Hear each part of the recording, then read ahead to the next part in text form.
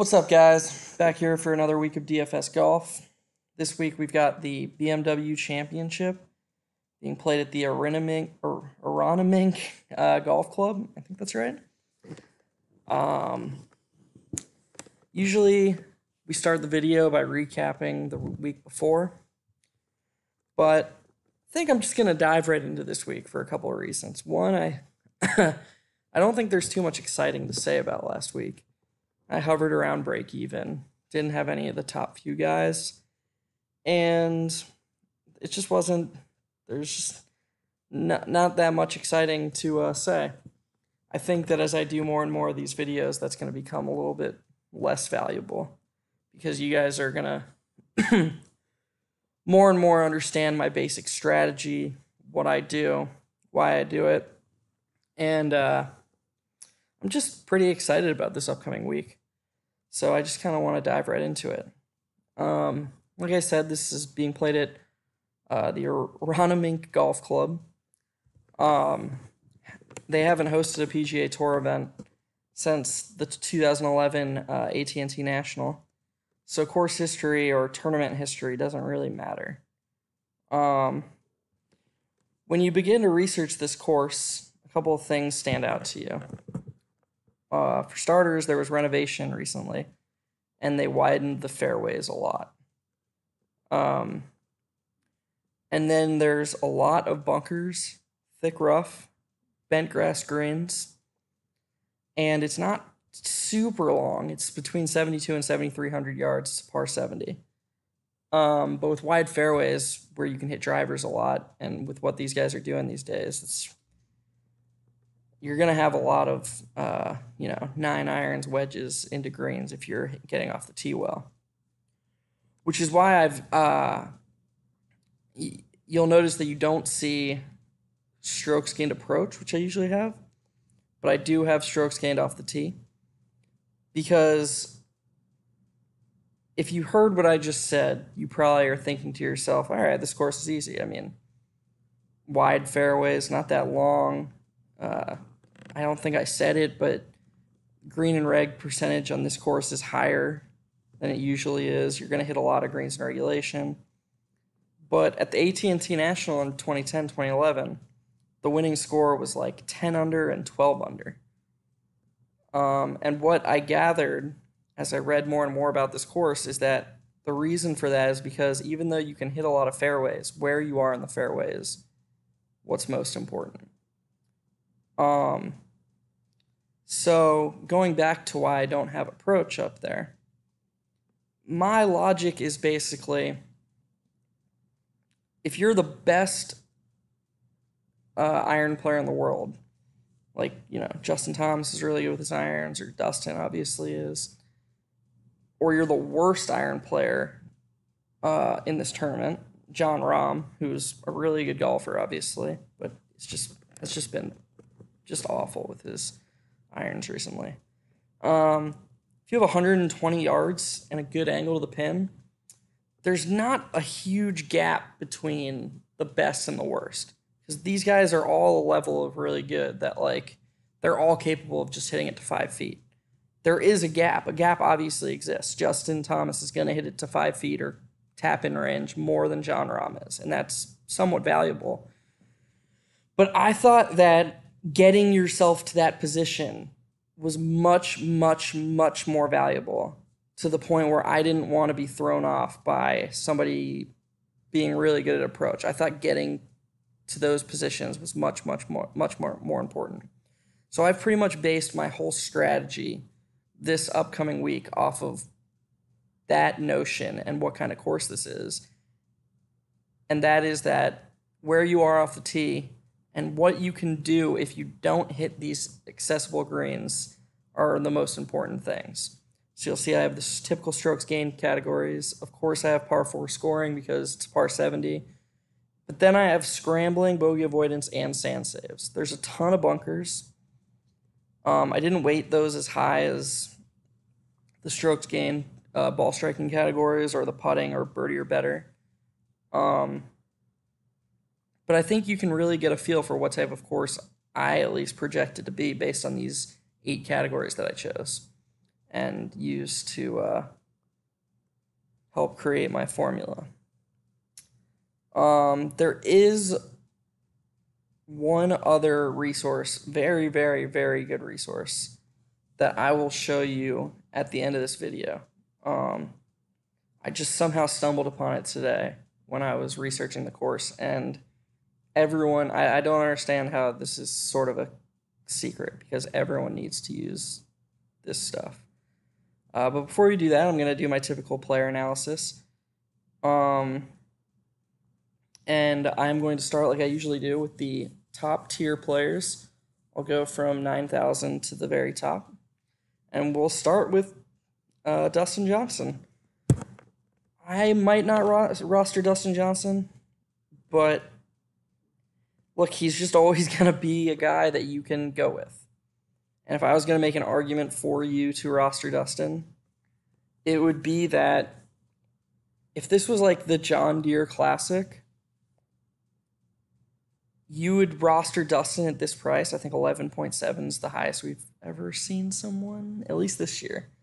But you would have to really pick a value guy that isn't very good, and there's a lot of volatility in that.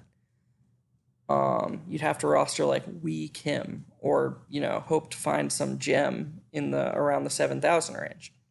But in this tournament, when it's just the top 70 FedEx guys, there's a lot of value to be had around 7,000, even below 7,000. Like Keith Mitchell last week, 6,500, made 21 birdies and shot 8 under, I believe. That's a really, really, really good return on 6,500. And that is just going to be easier to find on a week like this than it would be if this was a smaller tournament. So there's plenty of validity to going stars and scrubs in this type of setup, because you can do something like roster Dustin with, a mid 9,000 or a mid 8,000 and be fine, because the field is just all good players. And then the second reason you can do that is there's no cut. So you don't really have to determine, like, it's a lot harder when you're going through more unknown, more all over the place guys to determine who is more likely to make the cut, and then B, determine who's like outcome. Basically, it's really, really hard with unknown volatile guys to create a range of outcomes. And that just makes it really hard to profitably put Dustin in your lineup in a small tournament with not a lot of good players. So if you like Dustin and you're always wanting to go with him, this would be the week to go him or Rose. Rose is another guy who rates out really well. Really good bunker player, great off the tee. Played well last week. He's in form. Scores on par fours. He's just good at everything. Him and Dustin are just really good at everything, except Dustin's not a great bunker player. And as we keep going down, and again, I'll sort by my formula later, the guy who sticks out to me is Jason Day. Jason Day isn't great off the tee. That is his weakness. But with the wide fairways, he'll at least be... He won't be getting himself in the crazy trouble he does sometimes as often. And he's just so good at everything else. He crushes bent grass greens in particular. He's great out of the bunker, so he'll be making less bogeys than the field if he's on. He's a great scrambler, great on par fours. He's just really, really good.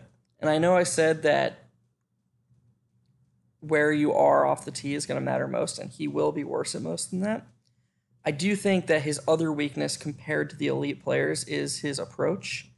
And I think that will be mitigated a little bit with this course. And I think his strengths will be highlighted. And I could just see him making everything on a week like this. Especially after an off week, I think he's due for a bounce back, which obviously that's not, there's nothing predictive about that. That's just, me being sort of a field player. Spieth is another one whose price I think is too low. And the great thing about Spieth is, actually, the great thing about Spieth and Day is they are sandwiched in between Finau and Tiger and Ricky. Everyone, I mean, Tiger's been over 20% the last 3 weeks. Maybe he wasn't. Actually, he wasn't in the PGA Championship. Yeah, I think what happened in the PGA Championship is he was only like 7%. And every Tiger fan in the world just had this flash. Like, what if he wins and I don't have him in my DraftKings lineup? There's nothing rational about it, but I genuinely do believe that is a thing because people love Tiger. And what would be cooler than winning some big GPP with Tiger in your lineup when he has his big return? That would just be, as a sports fan, as a gambler, that would just be such a cool feeling. And then Finau is just always really popular. We've never seen him in a field like this quite this expensive, but I don't know if that's going to stop anyone from rostering him. He makes so many birdies. And look, I mean, Finau's... You can really get me to make arguments for all these guys, except Rahm. I'm done with him. He's not in this tier, but, I mean, fuck that guy. I really could make an argument for just about everyone in this tier. Matsuyama, I mean, at that price, he's going to be low-owned, and his form is great. I was saying to my friend this past week that Matsuyama's ownership has been creeping up to the point where even though his form has been pretty good lately, I just don't think you can justify paying, like last week, paying $9,000 for Matsuyama at 15% ownership when Bryson or Finau, well, Finau wasn't lower, but his price was lower. Like, for Matsuyama, you're paying for low ownership and the chance at a win. And that's what you would be doing here. I do think his ownership's going to return to what it's been at this price because he's more expensive than Finau and right by Bryson DeChambeau. And the argument I would make for DeChambeau is his form, of course. I mean, the guy is just unbelievable. He's the hottest player in the world by far right now. And he's still only the sixth cheapest. Sixth cheapest, yeah.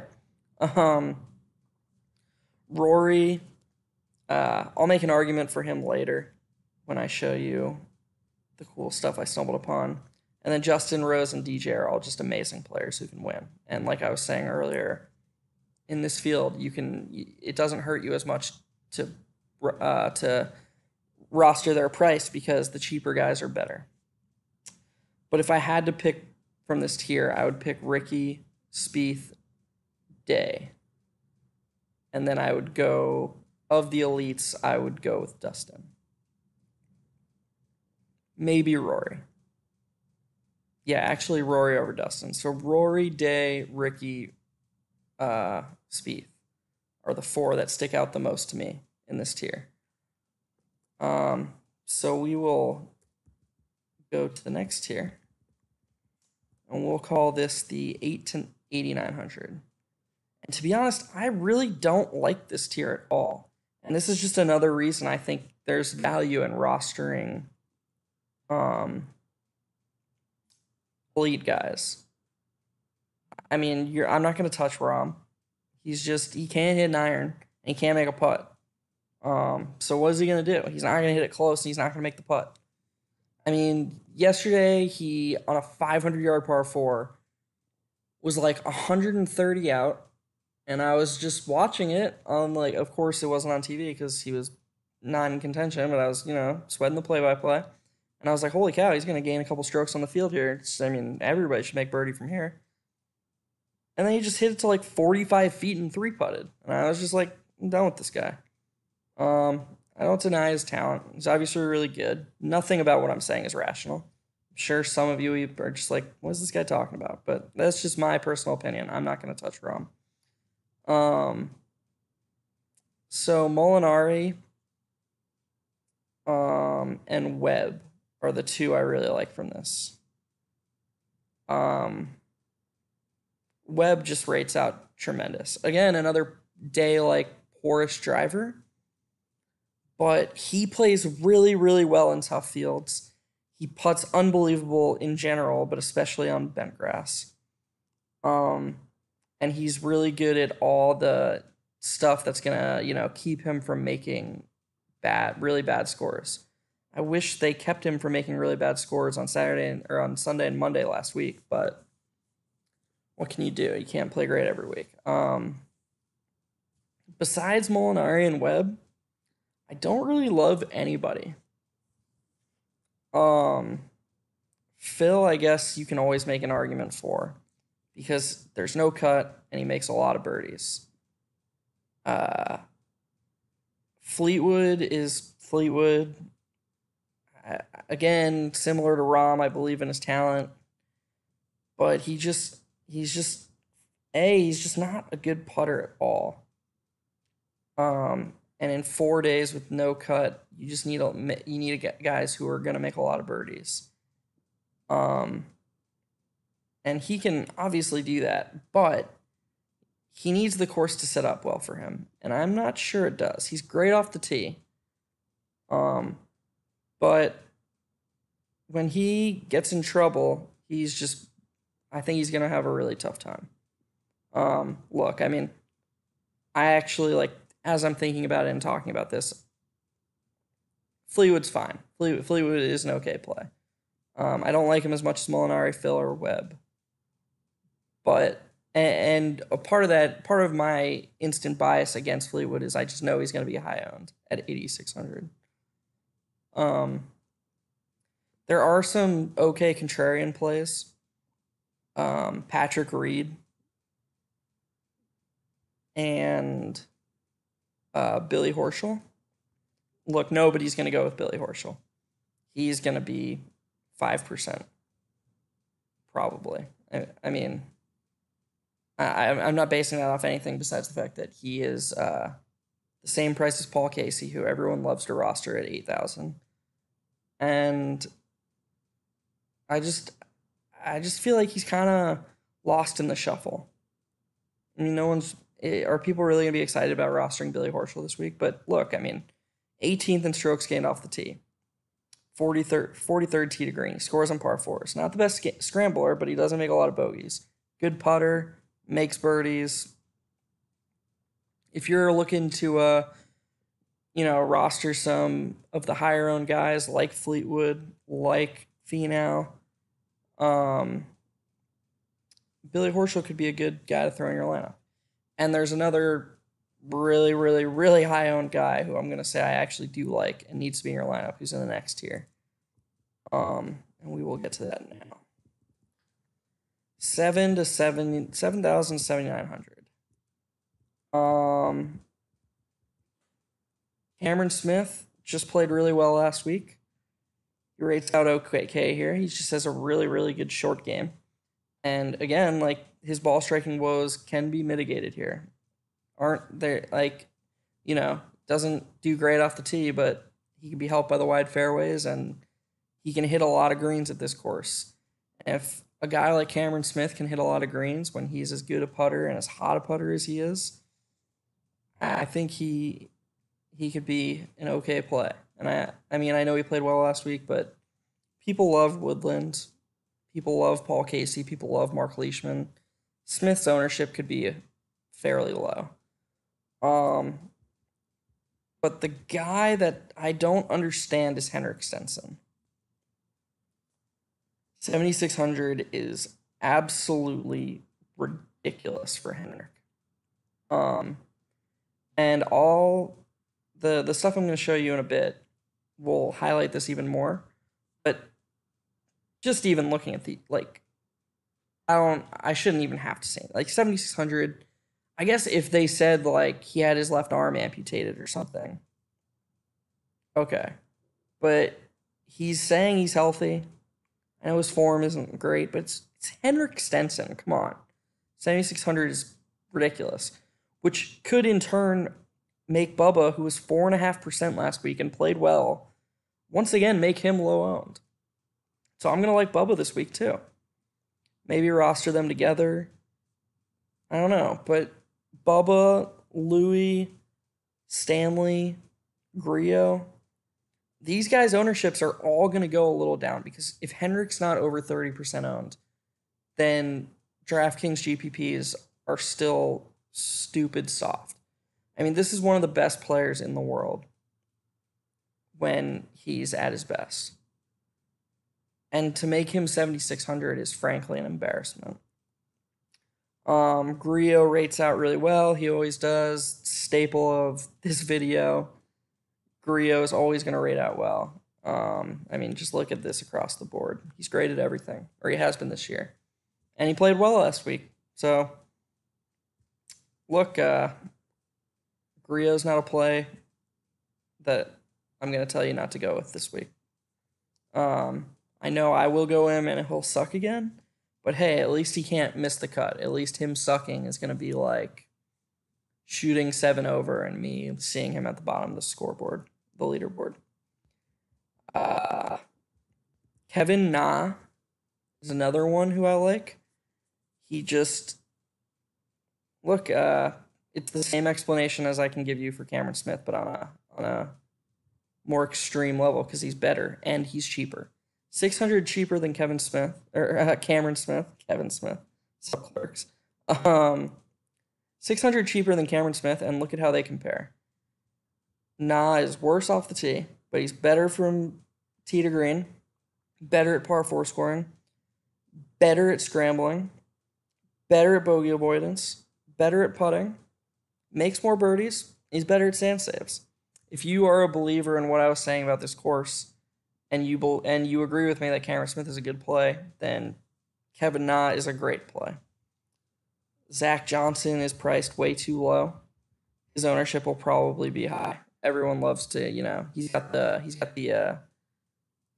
former major champion stigma, and you get 7,100 for a guy that people probably overrate his chance to win this tournament or any tournament he plays just because he's a 2-time major champion. And look, I'm a big Zach fan, and hell, I might even overrate it. But how much more likely to win this tournament is he really than, like, man, I can't give a good example because I think he's more likely to win than everyone around here. How much more likely is he to win than, like, Kyle Stanley? Well, maybe he is a lot more likely. I mean, that guy hasn't won. All right. So maybe he is more likely to win than just about anyone in this price range, and that's why he'll be high-owned. The original point that he will be high-owned stands, but maybe it isn't super flawed. Aaron Wise and Luke List at 7,000, both really great plays. Wise doesn't have the best short game, but look, at 7,000, you can't be, and by short game I mean his wedge game. But his ball striking and his putting is so great, and he makes so many birdies that without a cut, he's a good play. I mean, he's a top 50 putter, and he crushes it. He gains strokes tee to green. And so there's guys who hit the ball as well as him who aren't nearly as good as putters. He's going to make a ton of birdies. So Wise and List are good plays. And now for you, Dustin or Justin Rose or Justin Thomas owners, these are really valuable picks, the sub-7 guys. Chris Kirk rates out really well. And it makes sense. I mean, he's not the greatest off the tee, but that's okay this week. And he's just really good at everything else, especially for a guy who's 6,700.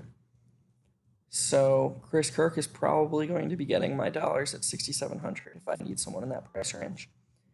And then the other two guys I like are Chesson Hadley at the minimum. If you really need a flyer at the minimum, I mean, when I store up on my formula, you'll see he's going to be in like the top 50% of the field, and he's bottom price. And then I'm just going to say it again that I like Keith Mitchell. No cut. For just the fact that there's no cut and the dude makes birdies.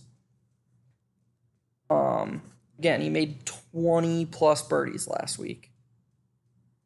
And yeah, the course last week rated out better for him. But if you need a guy who's 60 this cheap, Mitchell's definitely a good flyer. Maybe not as safe as a Chris Kirk, but as far as DraftKings scoring goes, I think his ceiling's higher, and he's cheaper, and he's going to be lower owned.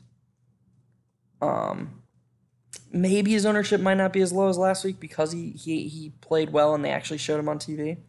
But I mean, he was 1.5% last week at the same price. What can that ownership really increase to? 6%?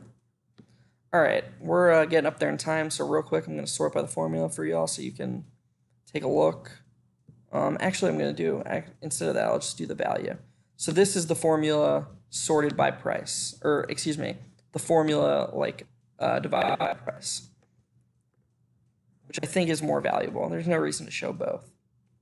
As you can see, Hadley, 18th in as far as value goes to me. Webb, like I said, Grillo, there's Chris Kirk. The normal cast of characters are going to pop off. As you can see, I think this overrates cheap guys who rate out decently. So I wouldn't, use this as gospel. Obviously, Ches Reavie isn't better than Bryson DeChambeau. Everyone watching this understands that. But it does paint, it does begin to paint a picture and show you which guys in which range are the guys you want to go with. I mean, look, I'm the biggest Tiger fan in the world, and I don't have a big enough following, or, people don't hold me in high enough regard for me saying this to matter. But if my value statistic doesn't have him in the top 50% of the field, and he's going to be one of the highest owned guys in the slate, I guess there's Matsuyama, but at least Matsuyama will carry a low ownership. And Matsuyama does have one other thing going for him that I'm going to show you last. But yeah, I'm not going to be rostering Tiger, and I think it would be a mistake to. And so that's the whole field. I guess I really don't like Adam Scott or Xander Schauffele this week, which means they are going to play well. Okay, so this last thing. I stumbled on this website called Future of Fantasy. I think that's what it was called. I'll link it in the comment section. And it is unbelievable. I'm not going to share all the stuff all the work they've done. But here is just some of the stuff that they have on their website for this week. So they did the course research, and these are all facets of this week's course that they thought mattered. So, like I said, easy green and reg.